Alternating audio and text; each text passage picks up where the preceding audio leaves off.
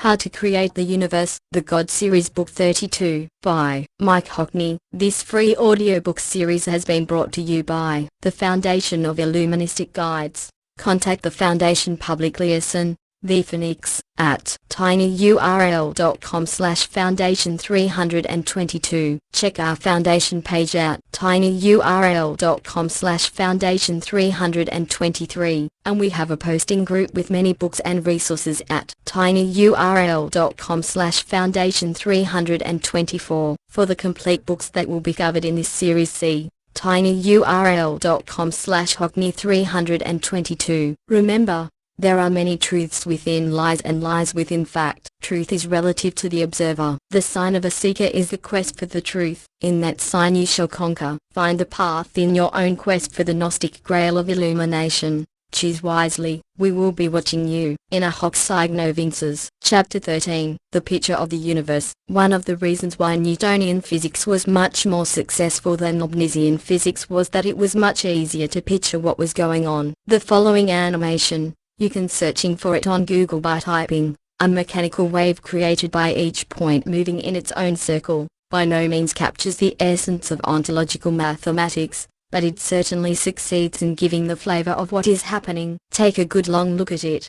Alex 920 wrote, all of the circles have a fixed center and fixed, identical frequency. It's only the fact that they have a fixed phase relation, that is, each point starts on a different point on their own circle and they don't jump randomly in time, that creates a wave. It's a wonderful illustration of a pretty fundamental idea in physics. Think of the background circles as the uncaused causes, the first causes, the prime movers, the eternal, necessary units of existence. These exist forever. They reflect the eternal conservation of energy. Think of the foreground dots, flowing points, as the temporal, contingent patterns that can be produced by the myriad particular ways in which the eternal waves can combine. Think of the background circles as the eternal keys of the cosmic piano, and the foreground dots as the countless different tunes that they can play. But, remember, in ontological mathematics, all of these circles are dimensionless and sit on top of each other in a singularity. The space-time tunes they play are projected as a material hologram of space and time,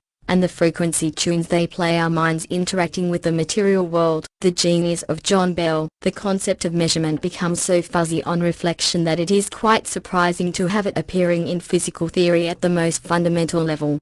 Does not any analysis of measurement require concepts more fundamental than measurement? And should not the fundamental theory be about these more fundamental concepts? John Bell. Nothing in science is more bizarre than its current obsession with measurement. Science now literally says that things only exist while they are being measured or observed. Imagine quantum mechanics without any observers, any observations and any measurements. According to science, this corresponds to an unreal, abstract world of potentiality, which is incapable of becoming real. In other words, science's most powerful theory is a theory of unreality. How weird is that? This is the drivel that hundreds of thousands of scientists accept uncritically. This is the mind rot that gets taught in schools, colleges and universities. Why doesn't science simply say, we're going to tell you a huge big story that we shall pretend is about reality but is actually about nothing that can ever actually exist, unless we miraculously introduce observers out of thin air? What's the difference between this and religion? How do observers differ from fairies, elves and spirits? They are every bit as offensive to reason. Schrödinger's equation, the basis of quantum mechanics, makes no reference at all to observers, observations and measurements. These are nothing to do with quantum mechanics. They are artificially added to it thanks to ideology and philosophy. They have no connection with the actual theory. Yet science pretends they are integral to the theory and how it works in the world. John Bell brilliantly asked, what exactly qualifies some subsystems to play the role of measurers? Was the world wave function waiting to jump for thousands of millions of years until a single-celled living creature appeared? Or did it have to wait a little longer for some more highly qualified measurer, with a PhD? This gets to the root of how ridiculous the standard interpretation of QM, the Copenhagen interpretation, actually is. Bell thought the de Broglie-Bohm interpretation was much more credible. While the founding fathers agonized over the question particle or wave, De Broglie in 1925 proposed the obvious answer: particle and wave. Is it not clear from the smallness of the scintillation on the screen that we have to do with a particle? And is it not clear, from the diffraction and interference patterns, that the motion of the particle is directed by a wave? De Broglie showed in detail how the motion of a particle, passing through just one of two holes in screen, could be influenced by waves propagating through both holes, and so influenced that the particle does not go where the waves cancel out, but is attracted to where they cooperate. This idea seems to me so natural and simple, to resolve the wave-particle dilemma in such a clear and ordinary way, that it is a great mystery to me that it was so generally ignored. It's ignored because it challenges the core empiricist, materialist, localist meta-paradigm of science by invoking a non-empirical, immaterial, non-local pilot wave. Bell said, theoretical physicists live in a classical world, looking out into a quantum mechanical world. The latter we describe only subjectively, in terms of procedures and results in our classical domain. How can subjectivity now be integral to science? It's absurd. We have witnessed the death of objectivity and the reality principle. Bell said, a final moral concerns terminology. Why did such serious people take so seriously axioms which now seem so arbitrary? I suspect that they were misled by the pernicious misuse of the word measurement in contemporary theory. This word very strongly suggests the ascertaining of some pre-existing property of something, any instrument involved playing a purely passive role. Quantum experiments are just not like that. As we learned especially from Bohr, the results have to be regarded as the joint product of system and apparatus, the complete experimental setup. The whole concept of measurement has become bizarre, inexplicable and indefinable in quantum mechanics. It certainly does not feature in any equation of quantum mechanics, hence is an alien philosophical concept superimposed on quantum mechanics. The alternative could not be any simpler. Accept the quantum mechanical equations as real, and take them as they are, not as they fit in with your artificial philosophy of empiricism and materialism. Bell said, I am a quantum engineer, but on Sundays I have principles. That sums up modern science. Scientists simply have no principles on any day. No scientist ever refers to principles of reason and logic. They only ever refer to experimental results. Bell said, surely, after 62 years, we should have an exact formulation of some serious part of quantum mechanics. By exact I do not of course mean exactly true. I mean only that the theory should be fully formulated in mathematical terms, with nothing left to the discretion of the theoretical physicist. Until workable approximations are needed in applications. By serious I mean that some substantial fragment of physics should be covered. Non-relativistic particle quantum mechanics, perhaps with the inclusion of the electric magnetic field and a cut-off interaction, is serious enough, indeed. But what we're running up against now is blind scientific ideology and dogmatism, the religion of scientism, which has no interest in rationalism and mathematical truth. Bell said, I agree with them about that. Ordinary quantum mechanics, as far as I know, is just fine for all practical purposes. Even when I begin by insisting on this myself, and in capital letters, it is likely to be insisted on repeatedly in the course of the discussion. So it is convenient to have an abbreviation for the last phrase, for all practical purposes equals FAP. This, of course, is the whole problem. As long as science delivers apparent success, no one will question it seriously, just as no one questioned the banking system months before it catastrophically failed since it seemed so incredibly successful. Success is a very different thing from truth, as the banking system showed, and as science will increasingly show. Bell said, I expect that mathematicians have classified such fuzzy logics. Certainly they have been much used by physicists. But is there not something to be said for the approach of Euclid? Even now that we know that Euclidean geometry is, in some sense, not quite true, is it not good to know what follows from what, even if it is not necessarily FAP? Suppose for example that quantum mechanics were found to resist precise formulation. Suppose that when formulation beyond FAP was attempted, we find an unmovable finger obstinately pointing outside the subject, to the mind of the observer, to the Hindu scriptures, to God, or even only gravitation. Would that not be very, very interesting? But not to any scientific materialist. Bell said, the concept system, apparatus, environment, immediately imply an artificial division of the world, and an intention to neglect, or take only schematic account of, the interaction across the split. The notions of microscopic and macroscopic defy precise definition, so also do the notions of reversible and irreversible. Einstein said that it is theory which decides what is observable. I think he was right. Observation is a complicated and theory-laden business. Then that notion should not appear in the formulation of fundamental theory. Information? Whose information? Information about what? On this list of bad words from good books, the worst of all is measurement. It must have a section to itself. Can any ordinary scientist even understand these points? Does any of them care? Shut up and calculate. Science shuts down any debates about such matters. It's full of anti-intellectuals. Bell said, the first charge against measurement, in the fundamental axioms of quantum mechanics, is that it anchors the shifty split of the world into system and apparatus. A second charge is that the word comes loaded with meaning from everyday life, meaning which is entirely inappropriate in the quantum context. It's about time every scientist was forced to answer Bell before continuing with his studies. We must thank John Bell for having shown us that philosophical questions about the nature of reality could be translated into problems for physicists, where naive experimentalists can contribute. Alan aspect. I had never met Bell, nor heard him lecture, but in my reading of his scientific papers I have developed a great admiration for him and his work. I have especially admired his attempts to dismantle the orthodox Copenhagen interpretation of quantum theory, written with such tremendous style and obvious enjoyment. Although in this book I have tried to present a balanced account, arguing one way and then another, I hope that I have done justice to Bell's superbly constructed criticisms. The debate over the meaning of quantum theory will certainly be poorer without him. Jim Baggett. No one in the mainstream science community has come forward to replace Bell. No one ever will. That type of genius no longer exists, given the sheer anti-intellectualism of modern science. Any subject that openly mocks philosophy has lost the plot. In my opinion, John Bell performed an extremely important role then, and also later, in generally supporting, thereby making respectable, the apparently fringe activities of such people as Karoly Hazy, Bohm, Pearl, Gujarati, and many others, including myself, in suggesting schemes that go beyond standard quantum mechanics, in the intended direction of realism. No physicist could doubt the scientific credentials of John Bell. The fact that he was prepared to go out of his way to support research of this kind gave it a previously unaccustomed status.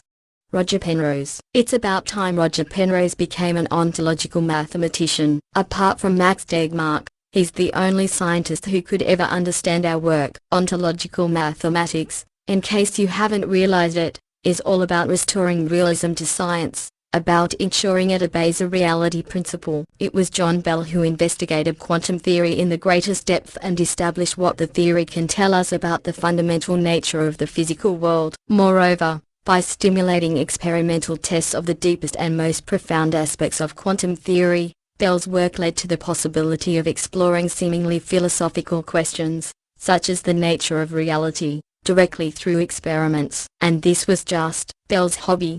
Andrew Whitaker. Science has gone horrifically wrong. It needs to find ways to produce new John Bells, but, if truth be told, the science establishment hates the John Bells of this world just as much as the Islamic world hates infidels, blasphemers, heretics and apostates. No thinking scientist could ever take seriously the absurd position at which modern science has arrived, a stance entirely contrary to reason and logic, and wholly surrendered to sensory empiricism, and the absurd, irrational views of the likes of Richard Dawkins and Sam Harris. Science is now all about subjectivity, relativity, indeterminacy, probability, indeterminism, a causation, statistics. But the classical causal, deterministic world of certainty has never gone away. It has simply become unfashionable in scientific circles. Classically, God does not play dice. In modern science, God is the chief client of Gamblers Anonymous. He can't stop playing dice. Only ontological mathematics can restore the lost,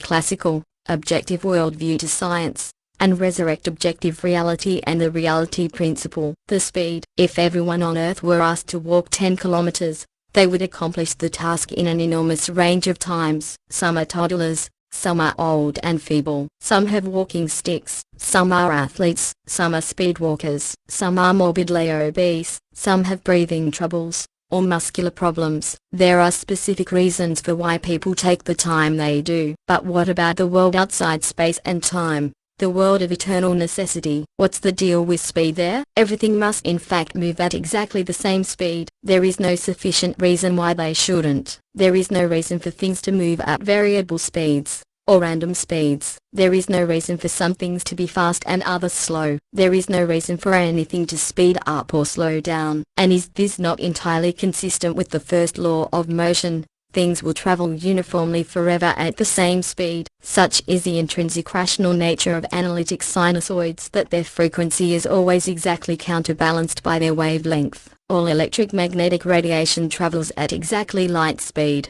C equals F. This is true of the whole world beyond space and time, since that world is none other than light world. It's made exclusively of photons. But why does the speed of light have the particular value it has? There are in fact only three possible speeds it could have: 0, infinity, or the finite number c, which is in fact simply 1. A world of points moving at no speed is, as we have seen, a world of absolute nothingness, where nothing at all happens. It's a nullity. A world of points moving at infinite speed is simply the inversion of the world that moves at no speed. It's also a nullity. It does nothing. It has no effects. It's completely static. Nothing interesting takes place. Nothing has the chance to interact with anything else. In this case, the world might as well not exist. We know from our experience of the world that light doesn't move at either no speed or infinite speed. But an argument from experience has no place in any rational system. Light doesn't move at 0 speed because, in that case, it wouldn't exist at all. Given the relationship between 0 and infinity, the same would be true if we tried to assign infinite speed to light. In technical terms, ontological mathematics could not be complete and consistent if the speed of light were either 0 or infinity. People imagine that the speed of light and Planck's constant are part of the scientific world. They're not. They're part of ontological mathematics. They are essential to mathematical completeness and consistency. If Planck's constant, like the speed of light, were equal to 0 or infinity, there could be no world. You can't remove any part of a complete and consistent system without destroying the entire edifice. The system is holographic. Every part is in the whole. Every part is essential to the whole. Planck's constant and the speed of light go together. Each necessitates the other. A speed that is neither 0 nor infinite is therefore finite. The speed of light and Planck's constant have the values they do for exactly the same reason phi has the value it does. These are essential to the completeness and consistency of ontological mathematics. All of the constants of physics are actually constants of ontological mathematics. Multiverse theorists like to talk of different universes as having different physical constants. That's as absurd as claiming that different universes could have different values of phi. All physical constants are as exactly what they are as phi is exactly what it is. They can have no different values. They are the same in any conceivable universe. A universe must be based on a complete and consistent system. Any system that is arbitrary, as all the universes in the multiverse are, would be incomplete and inconsistent, and would destroy itself because of its fatal internal contradictions. Multiverse theorists talk as if universes can be composed of any old things. They can't. Universes that aren't exactly right are inherently unstable, and unstable universes can't exist. If a plane wing with a fatal crack in it would snap in two under any pressure, imagine what would happen to any universe with fatal contradictions throughout it. In fact,